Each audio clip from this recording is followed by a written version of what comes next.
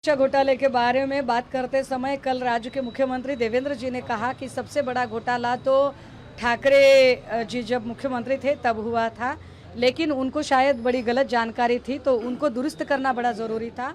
तो उनकी जानकारी को दुरुस्त करने के लिए आज की प्रेस कॉन्फ्रेंस में जो हमने कुछ मुद्दे जो आप सभी के सामने लाए हैं कि यह जो घोटाला था, यह घोटाला एक्चुअली 2018 और 19 में हुआ था, जबकि राज्य के मुख्यमंत्री फडणवीस साहब ही थे और राज्य के एजुकेशन मिनिस्टर थे विनोद तावड़े जी।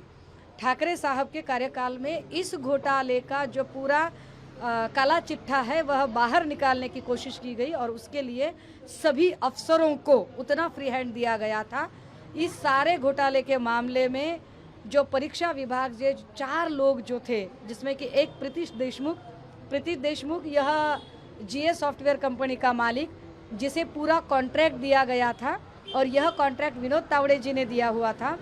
दूसरा अभिषेक सावरीकर को जेल हो गई थी इसी मामले में, लेकिन जेल से बाहर आने के बाद इसी भारतीय जनता पार्टी ने और उनके देवेंद्र चौहान साहब ने अभिषेक सावरीकर को अपनी पार्टी में शामिल कर लिया।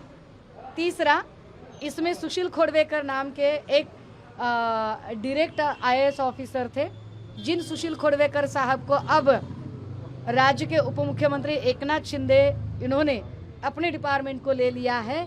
यानी कि जो इतना झूठ बोल सकते हैं, तो देवेंद्र जी मीडिया के सामने कितना सफ़ेद और कितना सफाईदार झूठ बोल सकते हैं, ऐसा झूठ वही बंदा बोल सकता है जो जन्म से झूठ और झूठ के अलावा कुछ बोलता ही नहीं है, वही इतनी साफ जबान में झूठ बोल सकता है। सोनम वांगचुक जी ने जो आंदोलन है उन्हें छोड़े कल रात को, क्या बताएंगे इसके बारे में? नहीं, ये दीप्ति जो है उनका अभी भी अनशन शुरू है। देखिए, ये अच्छी बात है कि वांगचुक जी ने अपना अनशन छोड़ा, उनकी उम्र देखते हुए और जिन तकलीफ़ों से और जिन शारीरिक हालत से वो गुजर रहे थे वह सब देखते हुए उन्होंने अनशन छोड़ा, ये अच्छी बात है। लेकिन इसका अर्थ आंदोलन हमने छोड़ दिया है, ऐसे बिल्कुल नहीं।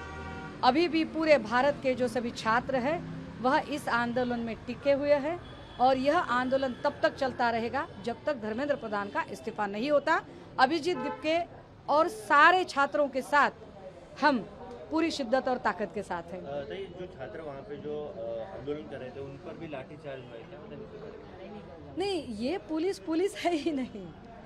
देखिए, जिस तरह से जिनकी नेम प्लेट नहीं है, जिनके पैर में जूते नहीं हैं, जो ड्रेस पर भी नहीं है, ऐसे कितने ही लोग इस भीड़ में थे जो हाथ में डंडा लेकर छात्रों को पीट रहे थे। शायद फडणवीस साहब की भाषा में बीजेपी ने ये सारे भाड़े के टट्टू बुलाए हुए थे, जो भाड़े के टट्टू यहाँ पर छात्रों को पीट रहे थे। कल रात नरेंद्र मोदी ने एक वीडियो पोस्ट किया, उन्होंने कहा कि हम स्टूडेंट के साथ हैं, क्या बताएंगे इसके बारे में? तो यह एक बात बताने के लिए आपने 24 दिन क्यों लगाए? 24 दिन के बाद क्या आपको डर लगा कि आपकी कुर्सी हिल रही है?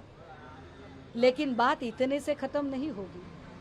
आपको धर्मेंद्र प्रधान का क्यों धर्मेंद्र प्रधान का इस्तीफा? भाई, बात तो धर्म रक्षण की हुई थी कि बीजेपी धर्म रक्षण करने वाली है। धर्म रक्षण करने की बात करने वाली बीजेपी धर्मेंद्र रक्षण तक कब तक पहुंच गई हमें पता ही नहीं चला। तो धर्मेंद्र का तो इस्तीफा लेकर रहेंगे। एक अंतिम सवाल, बीजेपी ने कहा कि जो प्रोटेस्ट कर रहे हैं वो स्टूडेंट नहीं है, वो कांग्रेस के लोग हैं। अगर ऐसा है तो ढूंढ कर निकालिए। तो आपका होम डिपार्टमेंट क्या कर रहा है? तो आपका होम डिपार्टमेंट कौन सा काम कर रहा है?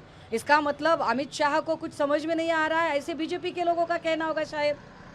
इसका यही अर्थ होता है कि अमित शाह जी का जो होम डिपार्टमेंट है वो पूरी तरह से फेल है। दिल्ली पुलिस फेल है कि जो पहचान नहीं पा रही है। कमाल है भाई।